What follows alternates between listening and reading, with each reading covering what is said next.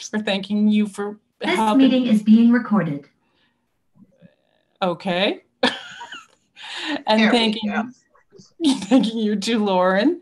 And okay, so my name is Kathy Lockhardt, and I am the presenter here for this this discussion, and it's the name of the technique that I am talking about today is winter sowing, and it's a very specific technique that was is attributed to Trudy Greisel Davidoff. She is still alive and still going strong, and I'll at the end of the group here at the discussion, I'll give you some links to where you can learn further from her directly in her Facebook group.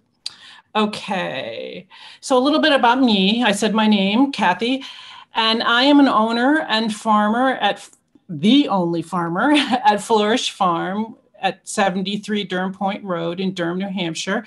I was a professional estate gardener for several years. Some of you blooming Newmarket gardeners may not know this, but I was a founding member of the Newmarket Gardeners. And I planted and I managed a public garden at the pumping station on Bay Road for years. That no longer exists. It now has a sidewalk where the garden was. I'm a longtime resident of Newmarket with my husband, Mitch. I grew up on a farm, and I have always loved green things, all things green, except for what grows in my fridge. Okay, so this is how it all began. About 15 years ago, I read an article by this woman, Trudy Greisel Davidoff, who in 2000, she was starting seedlings in recycled milk jugs and big plastic cracker jugs outside in winter. I was, what is this magic? I couldn't believe it. I was so shocked by it and intrigued. But it took me a long time to finally do it myself. And when I finally tried it for myself, I was blown away. I came to see how this incredible technique really enables everyone and anyone to garden. Her technique is used by hobby gardeners all over the world. And it's actually a recognized form of propagation used by professionals in nurseries and farms as well. It literally removed the economic and physical reasons people had that prevented them from making their surroundings more beautiful and growing their own food. Ooh. Here is a winter sown January cabbage. It's called January because you harvest it in January. That was last year. You can see that's pretty big cabbage and it's pretty happy looking. Most of my pictures will be vegetables because I'm a farmer and that's what I grew. All right. The very real obstacles to seed starting at home include lack of space. That's probably number one. If you've ever seed started, you know that it takes space. The next one, very real obstacle, is that many people are unable to afford the expensive seed starting equipment. If you start adding everything up, you start the grow lights, the shelving, the little mini greenhouses, the heat mats, the trays, the pots, the fertilizer, that adds up and is very expensive. It makes it not affordable for a large number of people. And then people who want to do this more simplistically, maybe they just want to use natural light from their windows, but they can't because they have trees around their property, or they don't have southern exposure, or they have a newer house that has the UV glaze over it that prevents it from the UV light getting in. So plants don't do well with that, or seedlings. And then there's the mess.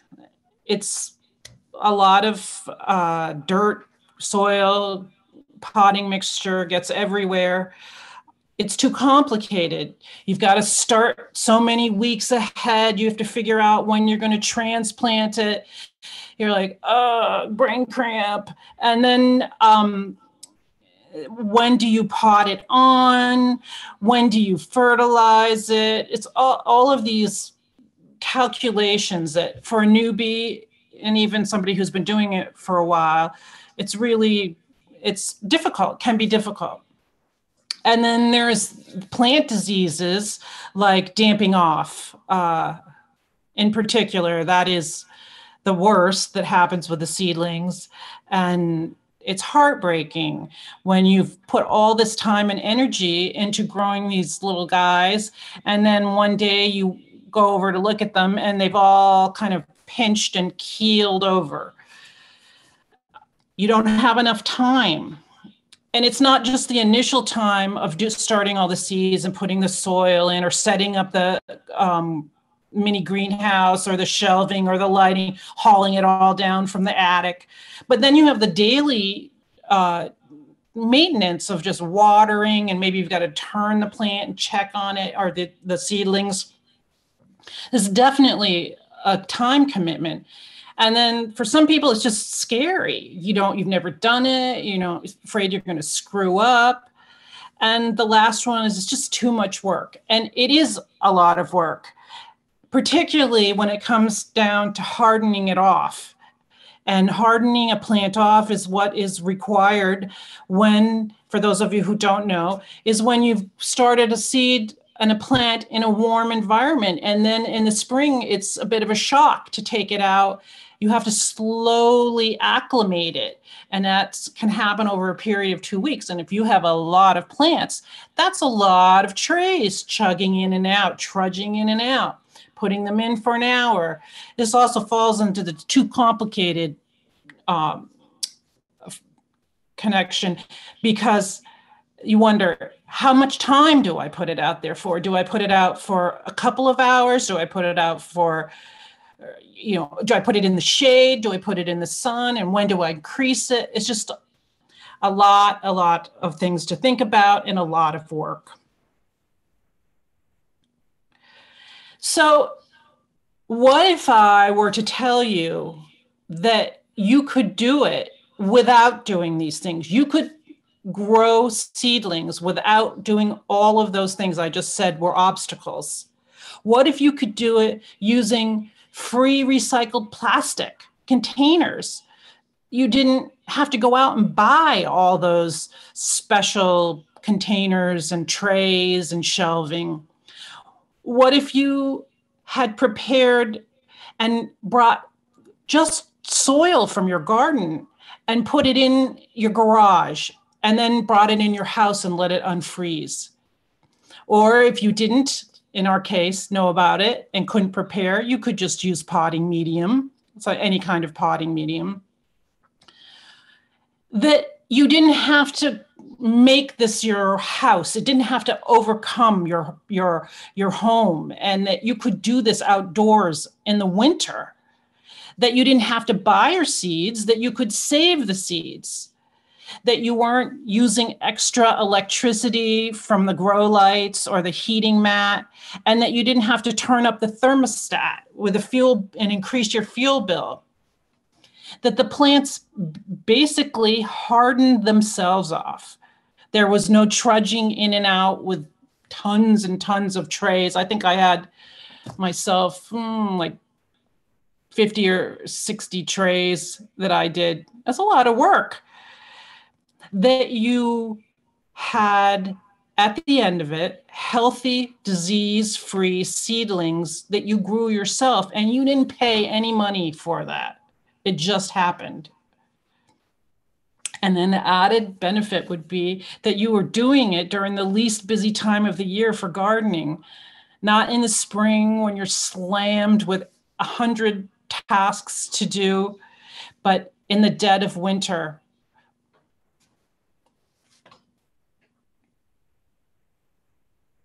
Here's a winter sown 1,000-head kale. This is a really big plant. And I grew this winter sown. Big kale. Very happy and healthy too. Okay. So if you spent a small amount of money and purchased some seeds, you wanted to make sure that they had a good germination rate and didn't want to rely on someone else's or your own seed saving techniques. And you hadn't the opportunity to get some garden soil from the fall before and put it aside. We're not going into an air. So someone's got their microphone on. And you went out and you purchased some potting soil. This would be your biggest expenditure. These are winter sown China asters.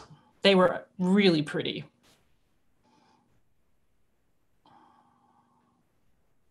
Then in the spring, you would have potentially perennial seasons, believe it or not, that could fill your whole yard. You could have vegetable seedlings to fill your whole vegetable garden. You would have potentially saved, if not thousands of dollars in plants, you would minimum hundreds. And these would be homegrown, and you could feed your family and your loved ones from the vegetables that you started, and you could beautify your whole yard and property.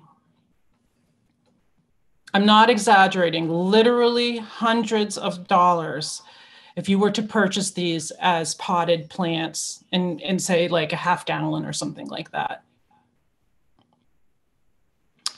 You are only limited by the amount of recycled containers you can find, and it's really easy to find them.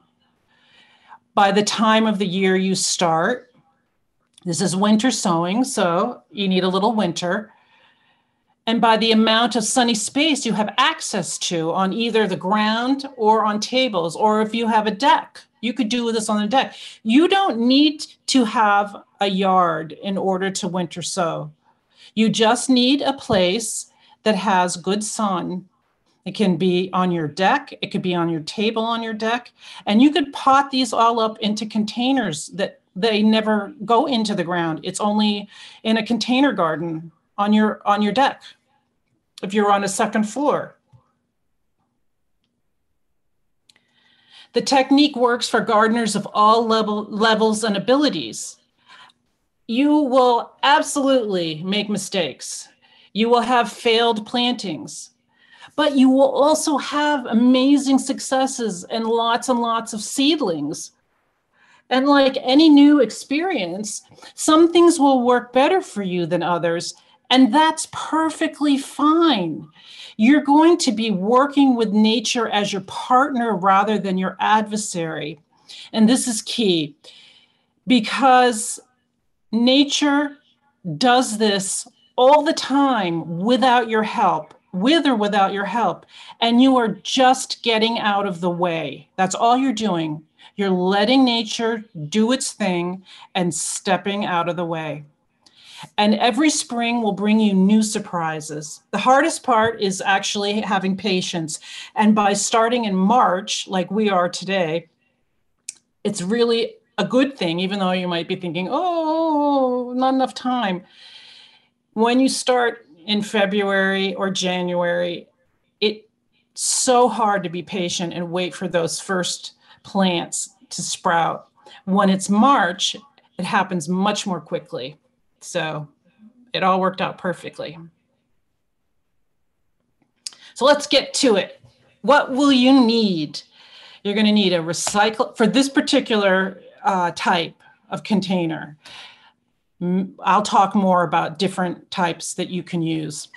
A recycled milk jug. So we're looking at like one of the clear or opaque ones. Opaque. Enough soil or potting mix to fill 4 inches at the bottom. Some good quality seeds. And I have a list of seeds that you can use for winter sowing and a more generalized examples of that as well, which I'll talk about later. You need duct tape, a permanent marker, preferably UV resistant, scissors or a sharp knife. That's it. That is it. It's crazy. It's crazy good. All right, why did you come up? All right, so here it is. I want you to look right here. I'm going to use my little arrow here. This is a section right here where the handle is. That, when you cut, you're not going to cut that. You're going to leave that little area, and I'm going to come back to this.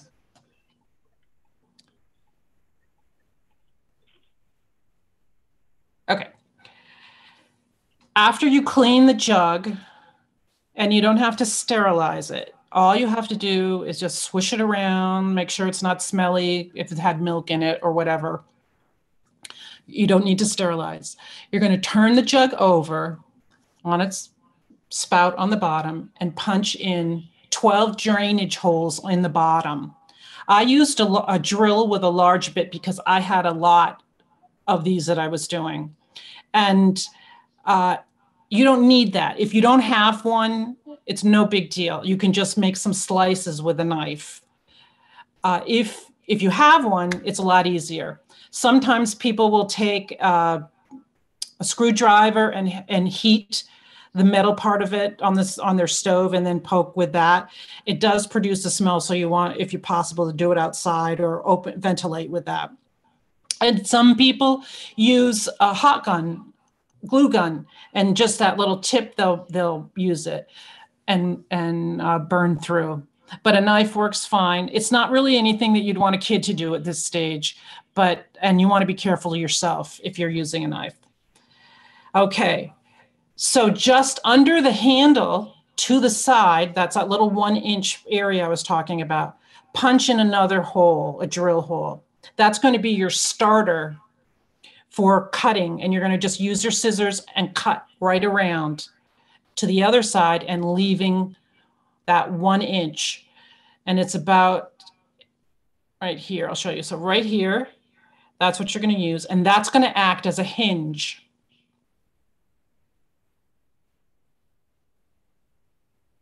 Okay. So here is some duct tape where I've labeled. I'm just going to go, and you can see the holes. This is all at the bottom that I put in. On a piece of duct tape, write the name of what you are sewing with permanent marker and put it on the underside, making sure that you don't cover any of the holes. It's important to put the label on the underside because the sun will bleach the marker if it's not a UV marker.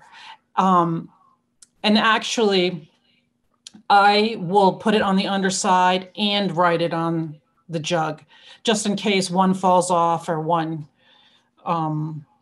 fades. And you really, really want to know what it is in the spring. There's the Facebook pages are full of people asking for help to identify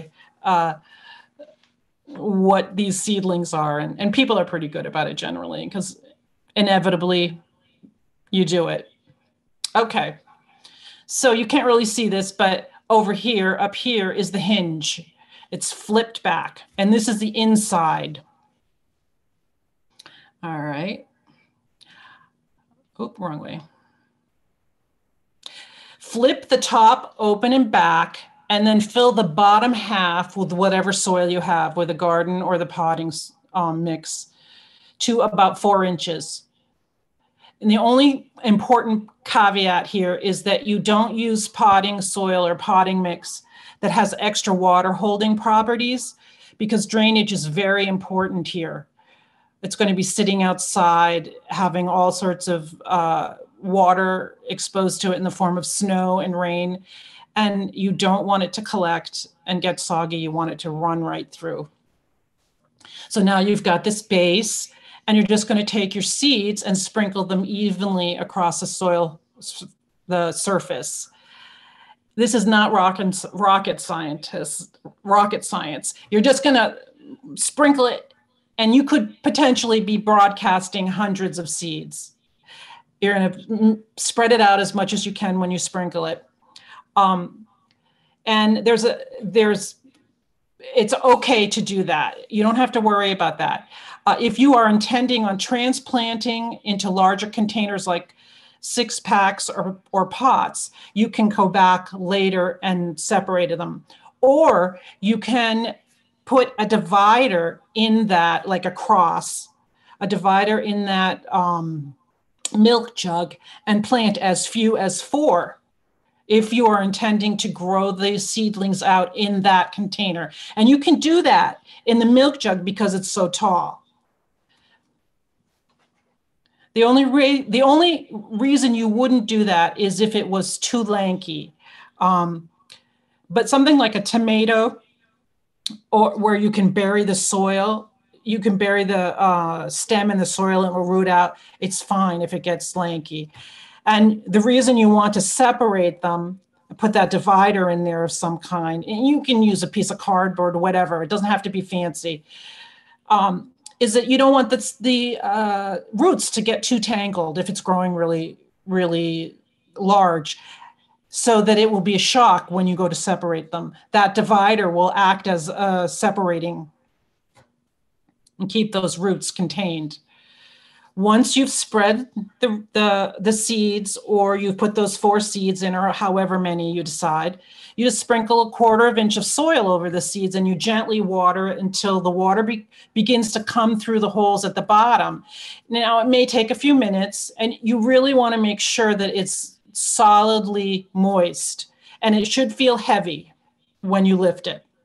Then flip the top back half in place and take a piece of duct tape and wrap it around at the seam and tape it shut. And I always like to tape and put a little tab there so that I can pull it apart easily, and I'm not trying to dig at it to find the edge of the tape. All right. Nope, wrong way. I never get that right. So on this milk jug, there's a cap. This is all closed out, and it's in the shape now of a milk jug. You're going to take that cap and you're just going to recycle it. You don't use it. There's no use for the cap in winter sowing. Put it outside in a sunny location after the winter solstice. In our time zone, and from my experience as of late, that usually is in February, late January. You want consistent freezing temperatures. What you don't want to have happen is that it's a warm streak of 90 in January, and all of a sudden that milk jug acts like a greenhouse and they all sprout, and then it freezes and your plants are killed. You want consistent freezing temperatures because you're not starting the seeds in the winter. All you are doing is holding them in stasis. You want that soil to freeze. And then when it gets warm in the natural cycle where it starts to be warm and cold and warm and cold, and it gets warmer and warmer, the seed will naturally awaken. The seed coating will split from the freezing and the warmth, and the plant will come up in its own way naturally at the right time. If your location is particularly windy, or has windy snowstorms, then I suggest tying them together or using some sort, like a piece of wood or something, to sort of corral them in. And the seeds in the container will start to germinate as it gets closer to spring, working in the natural rhythm. You just need to check periodically to make sure the soil has not dried out. Not so much in January, but more as beginning where we're starting to have warm spells. You can easily tell this by just picking up the container. If it's light, it needs water. If it gets warmer and the plants get stronger or larger, there's going to be more roots. They're going to need water. And you will need to open the top to release heat if it gets really warm, and then close it again if there's a frost. And by the time you are ready to transplant, these seedlings will already be hardened off because you will have been doing this opening and closing, and you can plant them directly into your garden or into pots. you can reuse the same containers the following year. Another slightly different technique is to leave the tape there, leave them they're closed, and then just to cut little holes in them. And that's another, and so that you're not doing the opening and closing, opening and closing. But I like to reuse my containers, so I don't do that. And I find it just as easy to, it's not a big deal. You just, the duct tape is very sticky and it goes right back again if you need to close it again. So here's mine. This was last year. You can see the duct tape, and it doesn't have to be perfect. You're not hermetically sealing it. If there's some gaps, no big deal. And you can see that they are all open. And this is where the rain and the snow get in. If your jugs are covered by snow, it's no big deal. If the seed were in the ground, it would be covered by snow. You don't worry about any of that.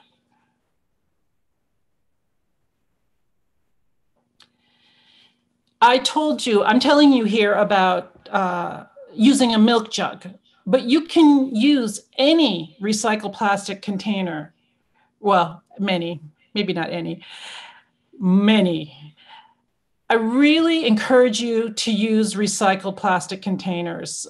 It's part of the philosophy of winter sowing. If you go out and buy all these containers, it's kind of defeating the purpose in some ways.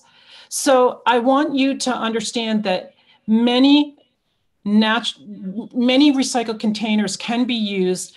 For instance, like a yogurt container, a small one, even a large one.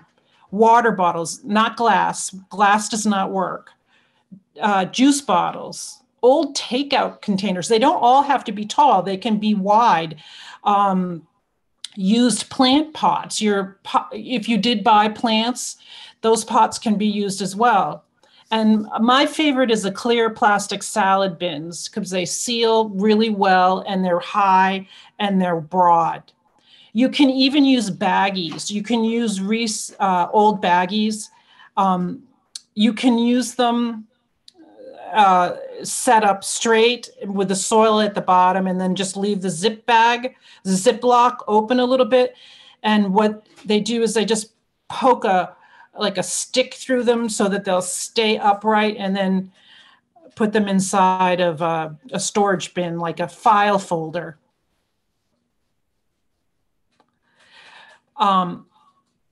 It doesn't really matter. They just have to have drainage holes on the bottom and watering holes on the top. If they don't have a clear top, you can make one out of the plastic lids, cut out, and you can put plastic wrap on the bottom and on the underside and then tape it. Or I love this one. You know how you get those shower caps when you go to a hotel? You can use those. You just put it over the container. You can tape it, or it probably will stay on its own without being taped, but you want to make sure you put the holes in it. In any of these coverings, you want to put the holes in it. Use baggies. I mean, how many times do you throw away baggies that you could use these with little holes in them and then taped, or even set inside a clear plastic storage bin. I don't do this because I like my storage bins, but people will drill holes in the storage bins for drainage and then at the top for liquid or water to get in, and put say like if they had the yogurt cups, they'll put those in there and or the pots. It's kind of like for if you're growing single plants. And then they'll just click it, latch it, and that will be their container. Just to remember that the smaller the container, the more likely you will have to water it regularly once it warms up. So that's specifically are the single yogurt cups. And you want to make sure they hold a minimum of 3 inches for annuals and 4 inches for perennials for soil. So this is a generalization. What seeds can you use? So you can experiment, but generally the seeds that respond best to winter sowing, of course, are the cold weather annuals, vegetables, like kale and things like that, and perennials that require cold stratification. If you're going to do a perennial that requires cold stratification, you're going to need 5 weeks of winter, not fluctuating temperatures. It's probably a little late to do that now, but that's one of the ones you would probably do in February or January. But also any annual that reseeds itself naturally. I mean, you can think of like tomatoes when you go out in your compost pile and there's these little groups of tomatoes that have sprouted, or dill or rudbeckia. The list is long. The only seeds that do not winter sow are tropicals. So you can really go crazy with this, trying new seeds. And in the website, Trudy has, if you go to the file, not the website, I'm sorry, Facebook, if you go to the files, you can scroll down into where she'll give lists, if that makes you feel more secure.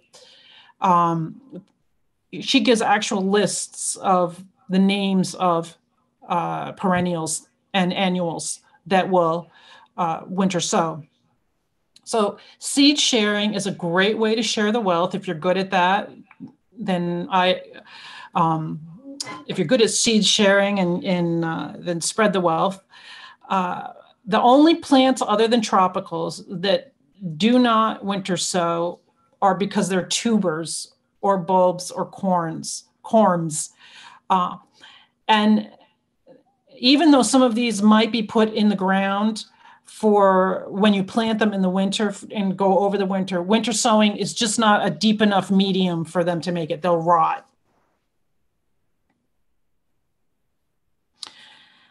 I don't have this identified because I think it's kohlrabi. Now this is looking down the cap hole of the milk jug. And this is kind of what you expect to see if you're planting kohlrabi. When is the best time to winter sow? In our zone, I think the consecutive freezing temperatures really start for real in February.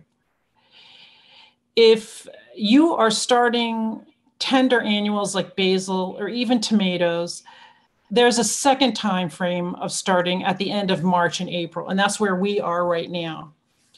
So that's more for a plant that, well, you can start even the ones that, other than the ones that don't need the cold stratification. You can still start plenty of plants, but if you're going to do something that's like basil, if it gets too cold, it gets black, that kind of thing, then you want to go in the second half of March or April.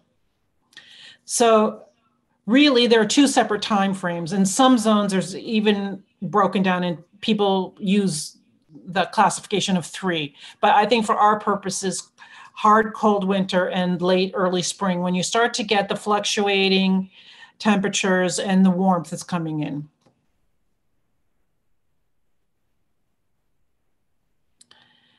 Okay, so now you have these plants, and you could have ones that you separated and they're little rooted separate singular seedlings, or you could have a mat of seedlings. And you're only going to be, the earliest that you're going to be planting is when you see a second set of true leaves. You can either pot them up or put them directly into your garden. If you have sprinkled a lot of seeds in your container, you're going to see that mat. It's a whole, like almost like a carpet. If you want to, you can, but it's unnecessary to separate or prick out each tiny seedling. Because of this very technical technique of planting that was developed specifically for winter sowing called hunk of seedlings. And This amounts to tearing or cutting off gently small hunks of the mat and planting that hunk as if it were a single seedling.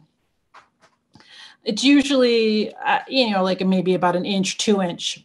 And you're planting this mat and you're basically imitating nature, because if a plant drops a pod of seeds and they all sprout, that will be a mass of that particular plant as well. This is exactly what is going to happen for you. So one thing that's going to be a little bit different, you're going to be planting plants at a very small stage.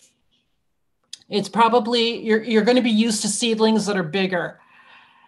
Don't worry about it. If it's got 2 sets of leaves, put it in the ground. It will start in the jug as if it were in the ground. So when you move it into the ground, it's just going to continue in its normal natural process. Many winter sowing seedlings, when they start, are very small compared to what you might be planting, for instance, like a tomato plant. But when the sun hits, they catch up really quick when it's warm and sunny. Here's some winter sown German chamomile. It's just sprouting, so you can see it here. And in this particular photo, I was a little nervous about this crack. And I thought, oh, what's going to happen? I'm not going to get any seedlings coming up. But this is what happened. They did come up. And this is a great example of a mat. And when I planted these, I planted them with tomatoes, and I used it as a companion plant. I just would tear a little chunk when I planted the tomato and put it near it. And they did great. Very little shock. It was great. They're happy little critters. Okay, so I did separate your seedlings. I had kale, I potted them on into little pots, and that was great too. So then when I planted them in the ground, they were bigger. I did find that if I didn't get around to planting them right away, as long as I had the lid open, they seemed to hold like in stasis in the original container until I was ready to plant them. Although they might get a little lanky, but not the end of the world. Ideally, you are waiting to transplant the seedlings after they get their second set of true leaves. So I think I talked about that. If you have been very disciplined with seeds and the container was large enough, and you grow out, the container is large enough, you can grow out your plant in that original pot, like if there's room, before opening it for good. You just must be very careful that it gets enough water. So again, if it was a tomato plant and it got like 8 inches high or something like that before you were able to take it out, it's not a big deal. Just put it down, let it into the ground further with the stem, and it will root. The only plants that you want to worry about are ones that you really can't plant deeper. But I don't want you to worry about that either. Okay.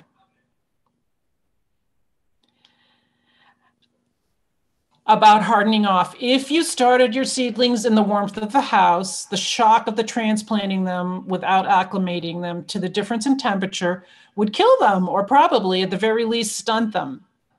Now, this usually takes about 2 weeks. And I think I mentioned this before, it's trudging in and out with trays of plants, progressively exposing them to more time outside in sun. Winter sowing doesn't require this. You'll just open the top of the container as the weather warms so as not to have the jug heat up too much. That's the biggest worry. You don't want the heat to build up in the container. So you open that up, you just peel that tape, open it up, and then if it's going to be cold, super cold, just close it back down, take that tape, reseal it. And then once the weather is consistent, you can just leave it open all the time. So here is my yard, my backyard with my plants. And you can see right here, I've opened one up and you can see a little bit of green. So I'm letting them get some cool air or releasing the heat. And I think that was the only one. You can see here, this is a different, just to point out, I think I got Chinese takeout, and this was soup, and it was a plastic container. And I just put holes in the top and holes in the bottom. Here's the lettuce, leaf lettuce, the baby. These are, I think, takeout. And then the milk jugs.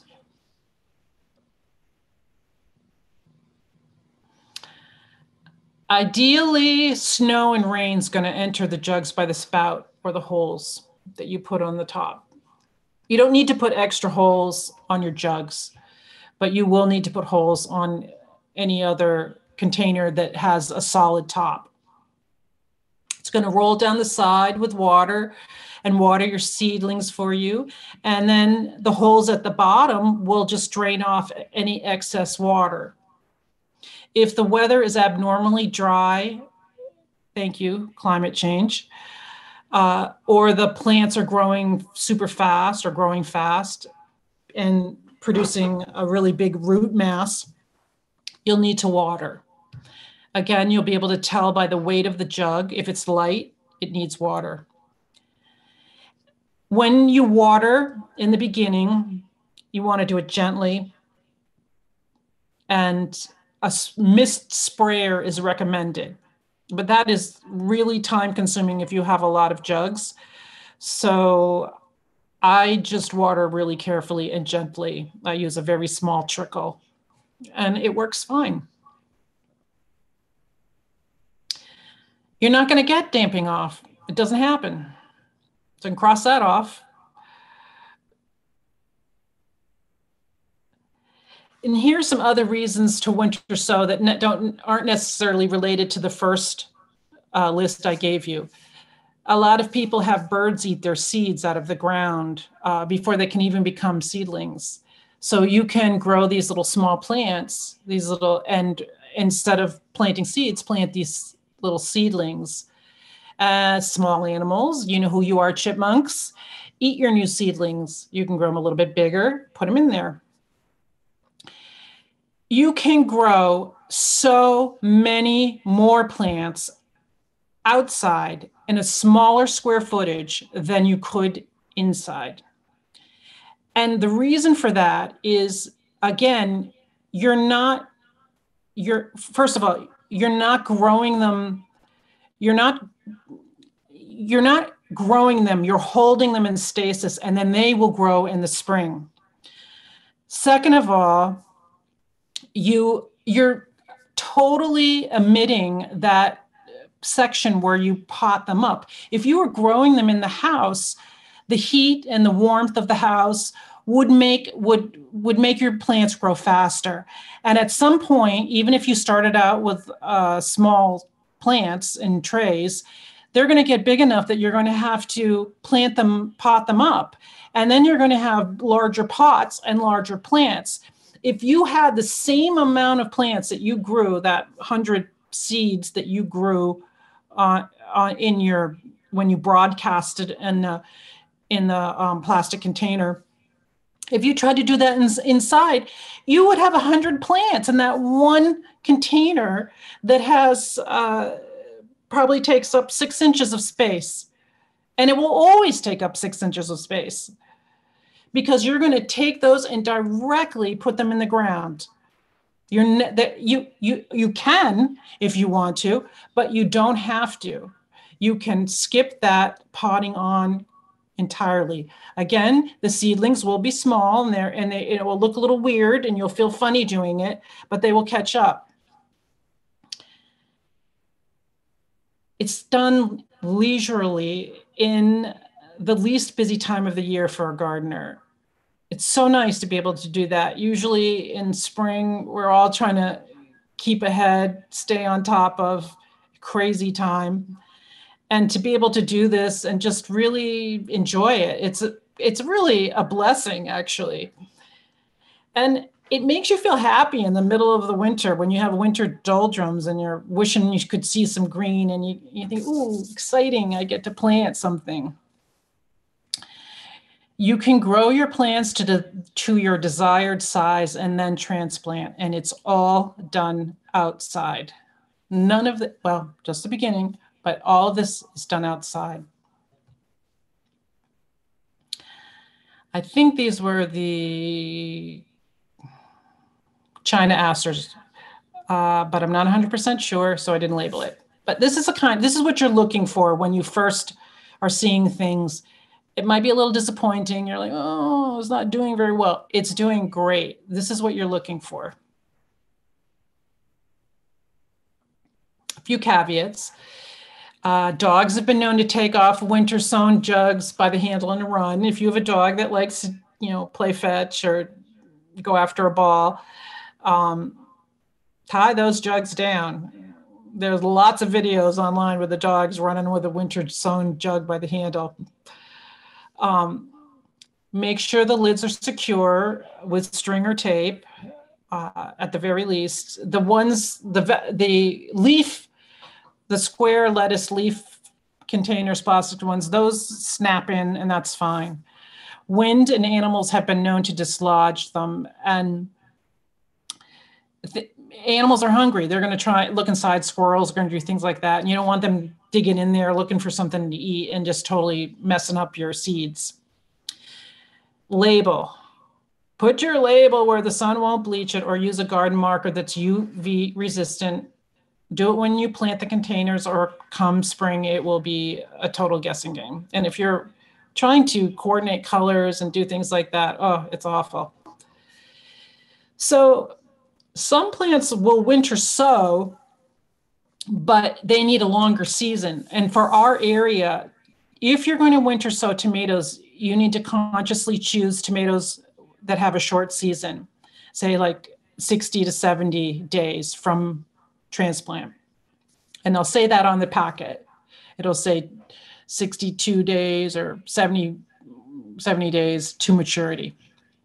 And that's from transplant. If you don't and you put something longer, your tomato plant will grow. It just will give you tomatoes in October. And you don't want that. Sorry. Work with one packet of seed at a time. You don't want to have two jugs and two different names, and all of a sudden you're like, oh no, which goes here? Okay, well, it's just chances, see what comes up. Hope that it is what I gave the label to it. Put your container outside as soon as you've planted, watered, and taped it shut. You don't want it to sprout inside. That's the same as if you planted it before there was consistently cold weather.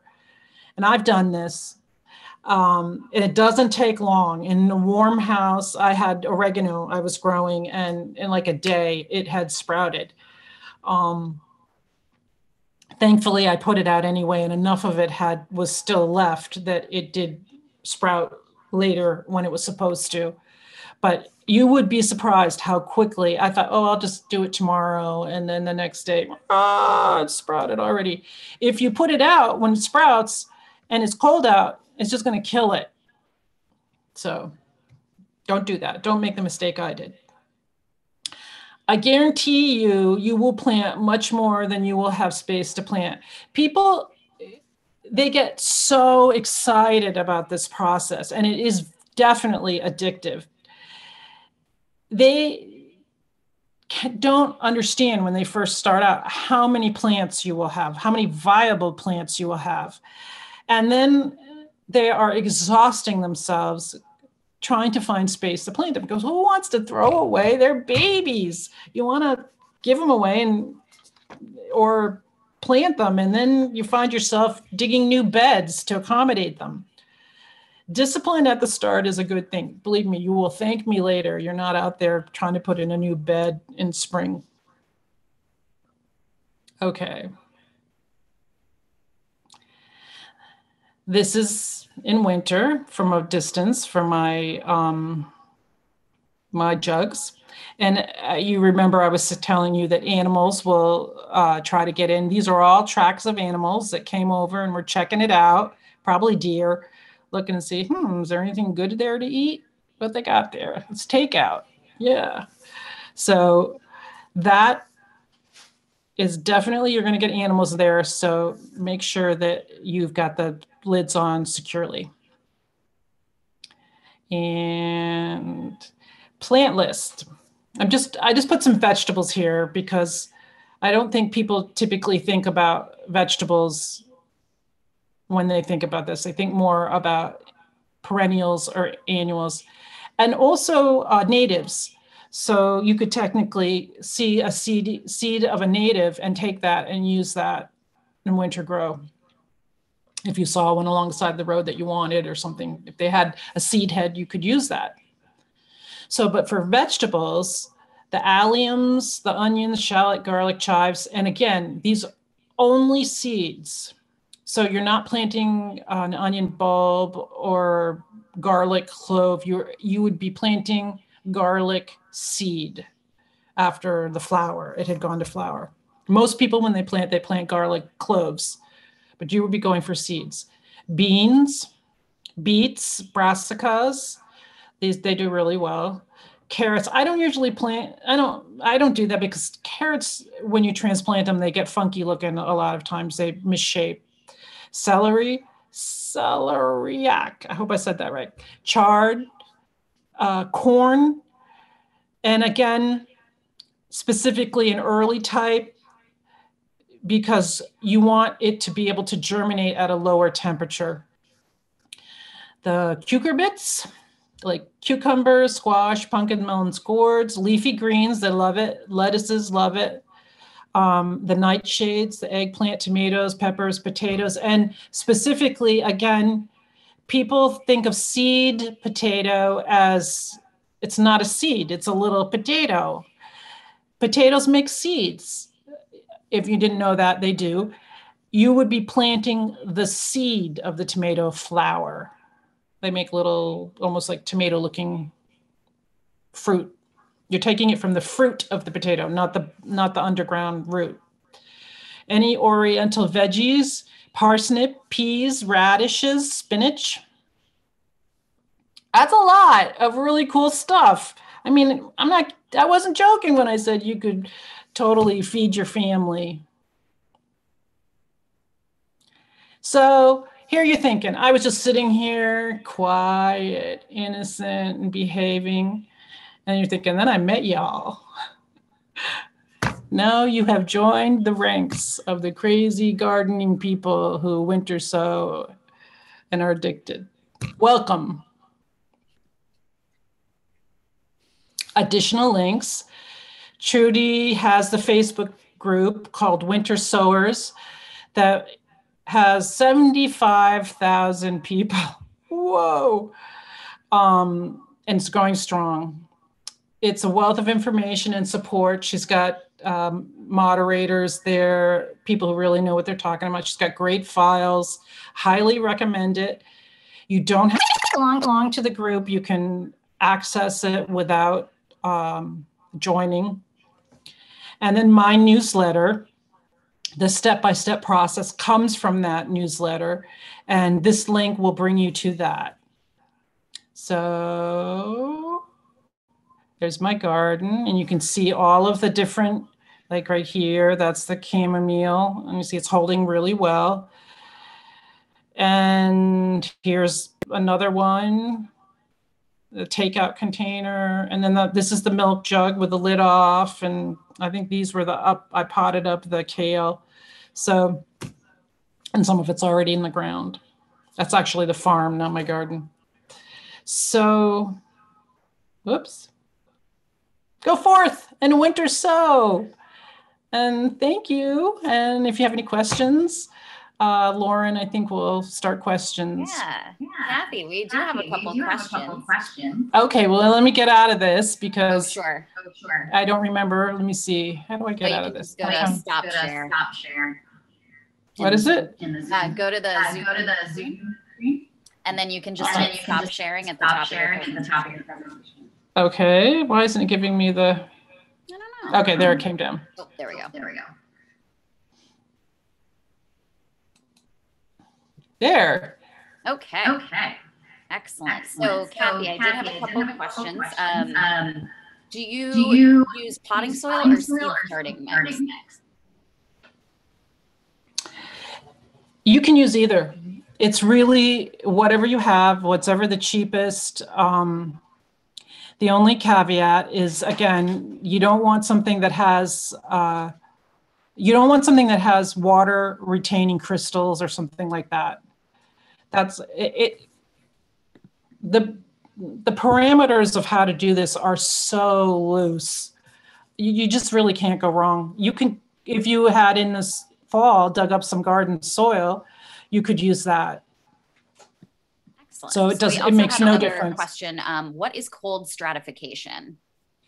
So cold stratification is a plant needs that. A plant needs cold for a specific period of time. The seed needs cold, not the plant. The seed needs cold in order to germinate.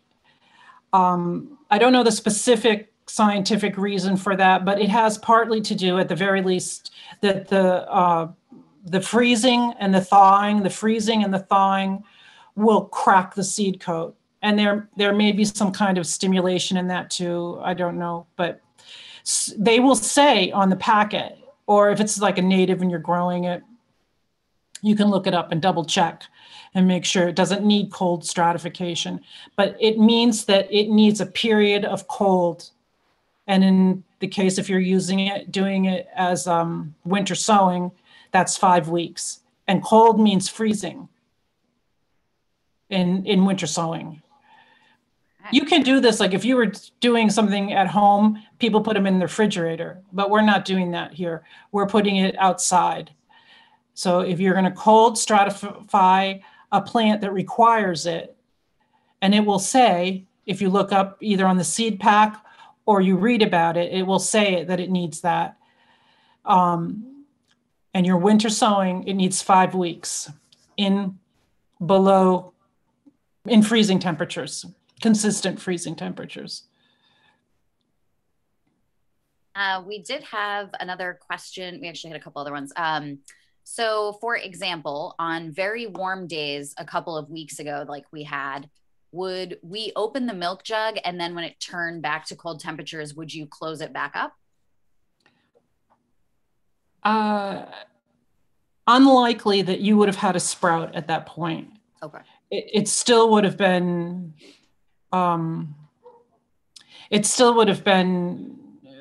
the seed stage and not at the sprout. But if it were sprouting significantly and it was 90, yeah, I might. Okay. And then close it back up. But it's unlikely that it would have sprouted. But who knows? This is climate change, right? It's crazy. Fair enough. Always good to check. We also had another comment. Love your garden. How tall is the netting in your garden? Ah, you noticed my fence. I actually in my newsletter I have a whole post. It's called "You Need a Fence," about that fence in particular. It's 6 feet. But I have developed a very specific, it's very specific deer netting. A lot of things call themselves deer netting. I tell you the type and the way that I do it. And I tell you, it was a game changer for me. It really was a game changer. So if you want to know how to do that fence, and I'm all about inexpensive gardening and making it accessible to people. And what's the point of gardening if the deer are going to come in and eat it, right? So I'm looking for years, I had failed gardens for that reason alone. And this was a game changer for me. So I won't go into it, right, all the details of it, because like I said, it's very specific. If you go to the newsletter Are you putting that in the remarks or in the comments? Yeah, what I'll do tomorrow for all the participants, I'll send y'all out a link to Kathy's newsletter and to some of the resources that she has. We'll put it all in a nice little document for you, and we'll send that out tomorrow when I'm at work. And that way we'll have all our resources in one place, which is great. I did have another question. Is it okay to reuse the plastic containers the following year? Yeah, or do you recommend definitely. doing? Yes. Yeah, sure. Why not? I would just probably like give them a little soap and water wash. I'm not big on the whole bleach and sterilize thing. And some people may be shaking their head and saying that's reckless. It's what I do. So I just clean them nicely, let them air dry, and then reuse them again. Does anyone else have any questions? Feel free to put it right in the chat, and I'm happy to read it. We have a many thank you for doing this presentation, very informative, and I learned a lot tonight. I'm very excited to get going on this. This is very exciting, especially with these salad containers. I always have way too many of them, so this is great. They're my favorite, Lauren. They're my favorite containers. The milk jug is not my favorite, but it's the one most people have the most of. Mm-hmm. So, but the salad containers, the only thing that's a little tricky is making the holes. Do you have a drill? Yeah. Then you're and get them all in. Perfect. Let's see. I can't read these comments. Oh, thank you, Gretchen. Oh, good. Gretchen, that's like great. It seems like a lot of us have learned something new this evening. So Kathy, I would just want to thank you so much for doing the presentation, and thank you to Blooming New Market for sponsoring this with us. This was a fantastic presentation, and I'm really looking forward to hearing from everyone who attended your results when you try this. Please let us know. Please let us know how it works out. You know, you're right on the cutting line now, where if you wait a lot longer, it would be a little trickier to do this. But it's perfect now because winter sowing. I mean, you can still sow in a pot. Now we're getting into spring. You won't have to wait a really long time. It's so taxing to your patience to do it in January. What do you suggest to start this weekend? What would you suggest to start this weekend? Well, what do you want to start? What do you want to grow? Vegetables or flowers? What's your focus? Both. Oh, well, anything. If you want to start tomatoes or cucumbers it's addictive. Once you start doing it, you're going to be, it is not empowering. It's freeing. It's really kind of mind blowing, actually. Hi, who's that? You've been saving milk jugs. That's perfect. Oh, people want milk jugs? Go to a coffee shop and ask them for their milk jugs. Mm-hmm. They always have tons, but it's so freeing and empowering, I guess is the best word I can come up with right now. And there's so many things that you can do that it's really limited only by what you want. If you want cucumbers in your garden, then plant cucumbers. If you want tomatoes, the only thing is, like I said, you got to pick a short season tomato. And I think in my newsletter, I sell tomato seedlings, but I've listed in the seedlings, really for you guys, which ones will be good candidates for winter sowing. And there are a couple seeds of these tomatoes that will, like Glacier, I think is one. I can't remember off the top of my head, but I think it's like 60 days. That's what you're looking for, is a plant that is short in that. But flowers, I mean, I did China asters. I love them. Zinnias. What are them? Though there are some that you can start that are biennial. You won't get. This is something I didn't mention. If you choose a biennial, I think Canterbury bells are one. If you plant them now, you don't skip. It's not like sometimes you can cheat, like with hollyhock. You can plant it in the fall and then it will bloom next year.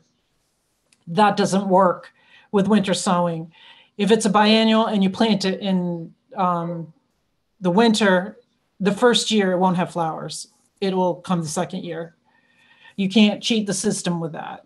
With it, I kind of was hoping you could, but you can't. And then what marigolds, lots of different plants, and again with things like potatoes and onions, you don't want the sets, you want the seeds. And if you've never seen a potato seed, you really have to get that yourself because it's not conventional way to. Most potatoes are grown by what they call a seed potato, which is really just a tiny potato. Excellent. Well, thank you all so much for coming. And again, thank you to Kathy and to Blooming New Market for co-sponsoring this. Oh my goodness. There's the dog closing us out. But thank you guys. It wouldn't feel like home, Lauren, if I didn't have animal noises in the background. You know, they were quiet the whole presentation. They just get loudmouth when I have to start talking. They're just saying. I will send everyone all that additional information tomorrow as well. So when will this be available? The video, I just have to make sure that it's edited and uploaded. As long as it goes smoothly, I'll try to get it done by tomorrow or Saturday this weekend, but I'll let you guys know as well when the video's up and we will promote it.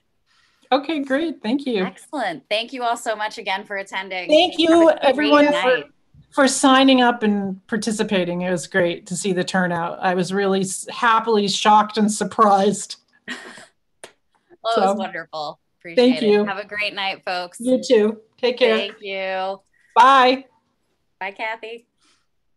Great job. Okay. Bye. Bye. Thank you.